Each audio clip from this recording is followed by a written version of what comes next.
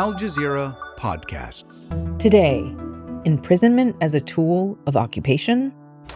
The arrest and detention of Palestinians, most often without charge, trial, or justification, has been a very deliberate method of intimidation. As thousands of Palestinians remain in Israeli prisons, many without charge, we hear from someone who was once among them. I'm Natasha del Toro, and this is The Take.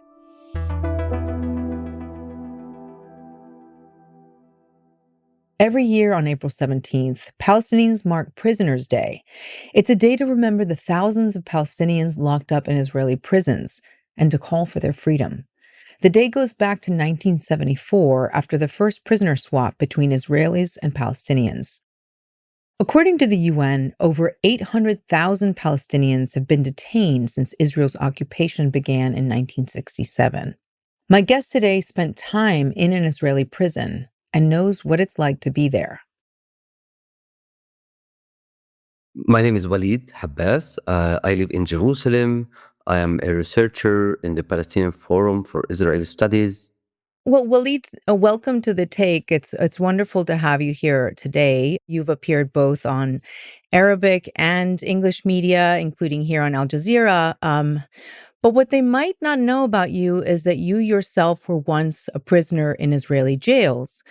For so many Palestinians, this is such a common and deeply personal experience, including for our own producer of this episode, Sarí el-Khalili. Both his parents, his grandmother, they were arrested. You yourself were thrown in Israeli prison. What happened to you? I was arrested twice, once in 2002 and again 2011.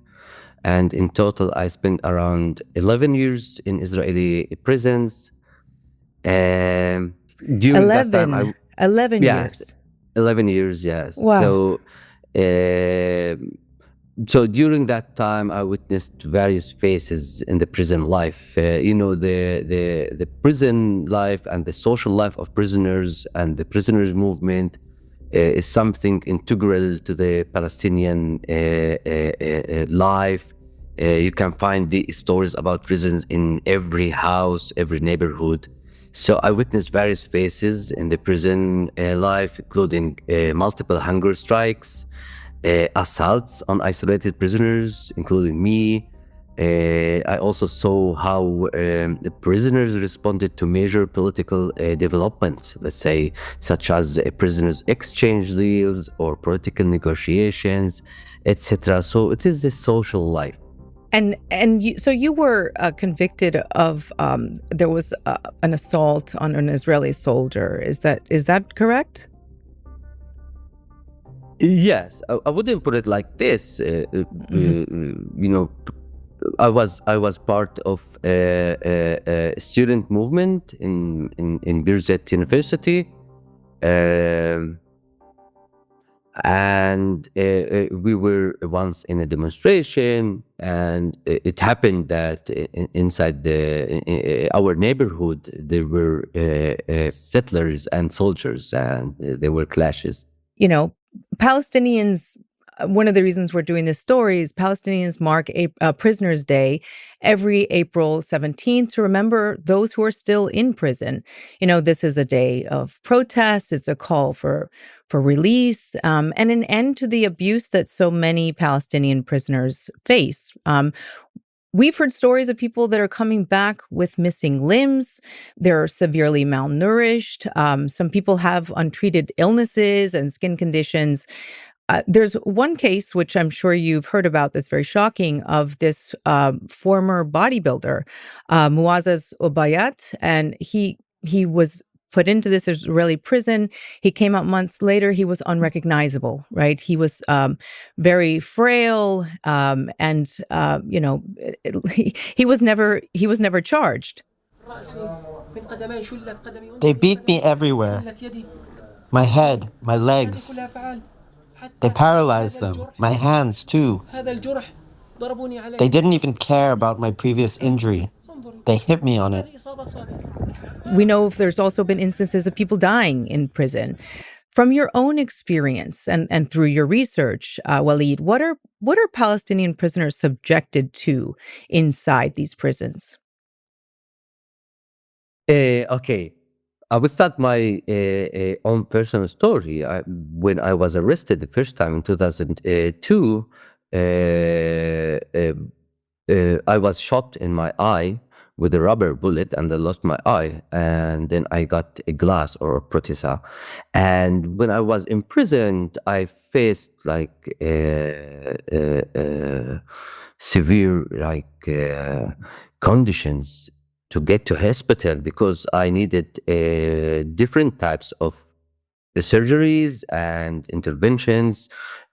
So if I was not arrested, my condition would be much more better. I would start from the general, from the abstract. As a researcher now, thinking back about the prison, I can claim that prisons are becoming a laboratory for Israelis to make too many, experiments. Trying to put some experiments about new medicines. They put it on prisoners. They can also try to use hunger on prisoners. There are multiple ways in which Israel can benefit from prisoners as mice inside the laboratory. This is one way to look about the prisons when we talk about the health issues. But if you go to the daily life of prisoners, yes, of course, you are not talking about a normal prison in a normal country. This is a typical colonial regime. The main focus of the Israelis is to eliminate Palestinians, at least consciously, and to eliminate their identities. But now I'm talking about the prison before October 7. After October 7, this is entirely different story.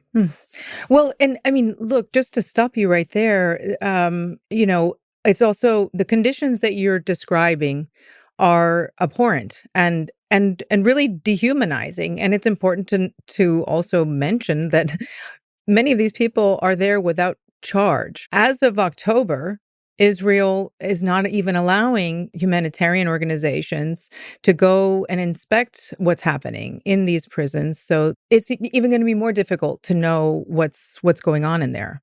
Also, the fact that there are a lot of children in these prisons. I mean, it doesn't seem like age matters as much, but there's Palestinian kids, some as young as 12 years old. I mean, that is the age at which children can be tried as adults there. They're being arrested, they're being pushed through the military court system, and they go in as children, and some of them are coming out as adults. I mean, why are children being put into these prisons? And, what is it actually like when they're arrested by Israeli soldiers? Like, what happens to these kids? Yes. I would say that during the long sentences that I spent in jail, 11 years, I lived with various categories of Palestinian people. I lived with men, and I saw women, there were children. Even in the most brutal colonial regime, there are the least ethical norms. I mean, Israel intends to imprison children, and even there are laws that are passed in the Knesset that permits such a detention for children.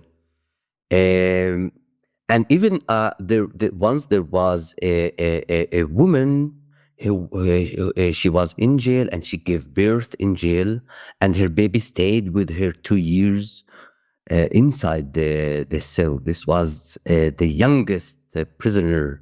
And I also would like to remind you with the case of Manasra, who was released recently.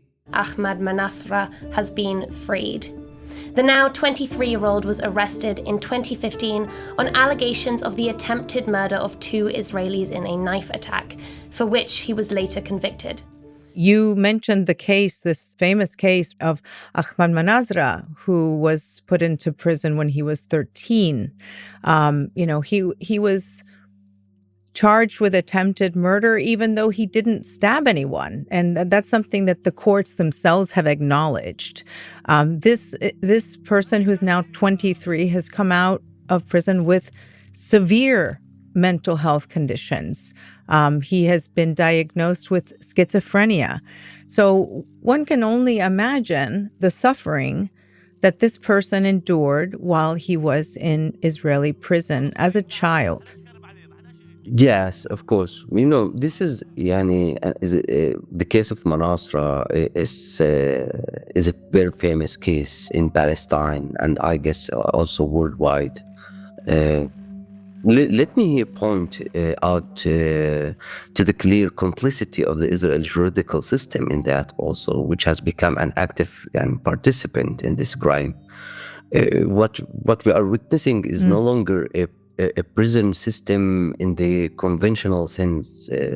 Even political prisoners are supposed to uphold the minimum standards of right.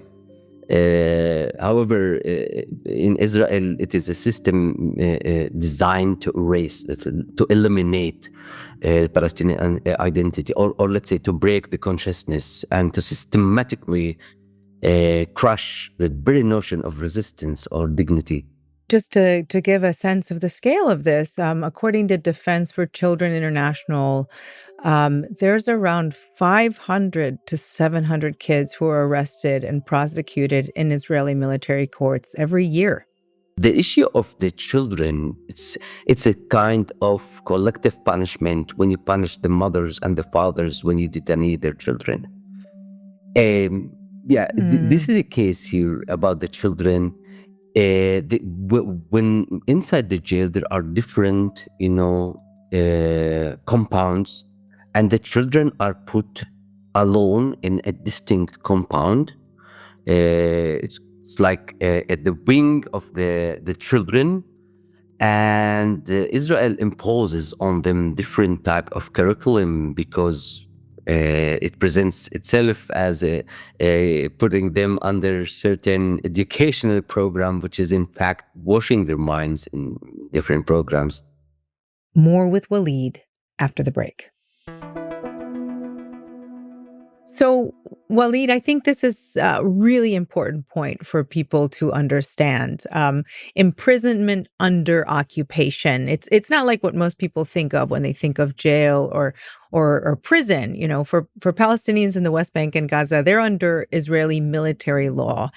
But Israeli citizens, even settlers in the West Bank, they are under Israeli civil law. Can you walk us through what that actually means?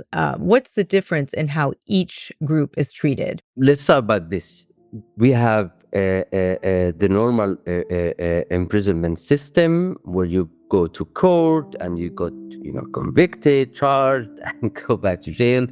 And this is this can happen either under the Israeli military rule, which means you go to military courts, or under the Israeli civilian court.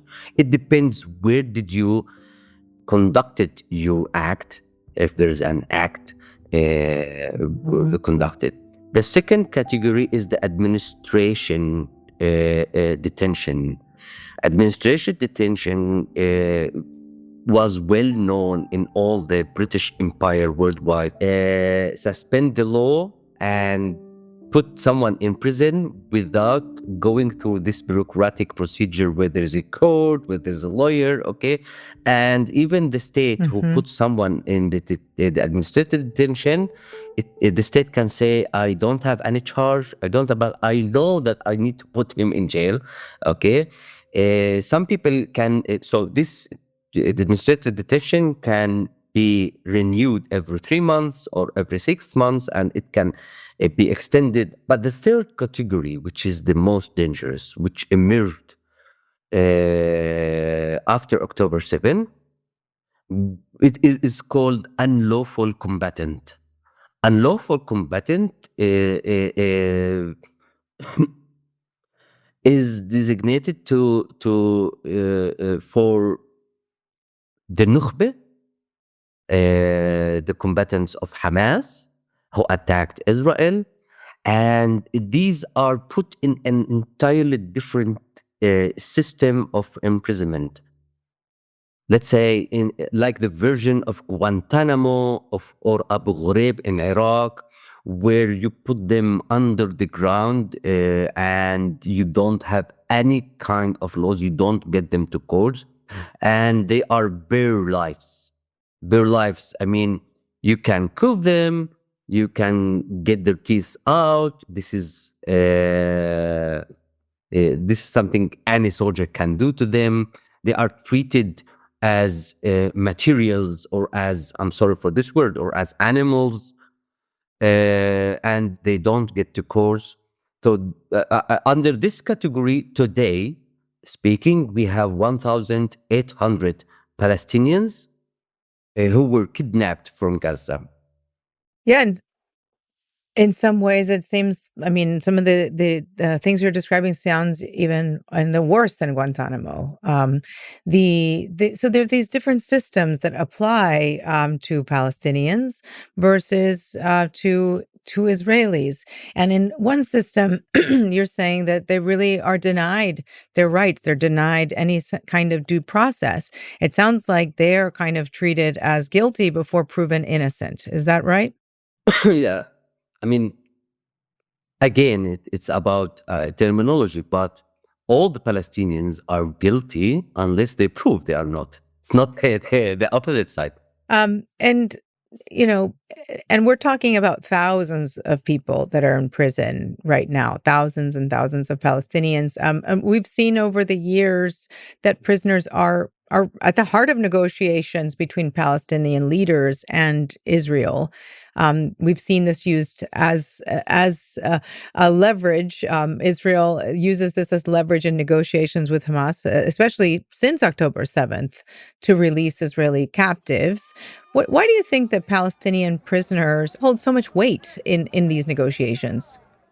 Yes, because logically,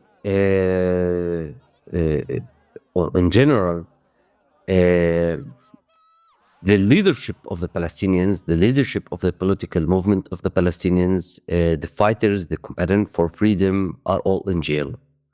We are talking about a group from the entire prisoner movement. We are talking about a group of the elite of the political and clear leadership who are still inside jail.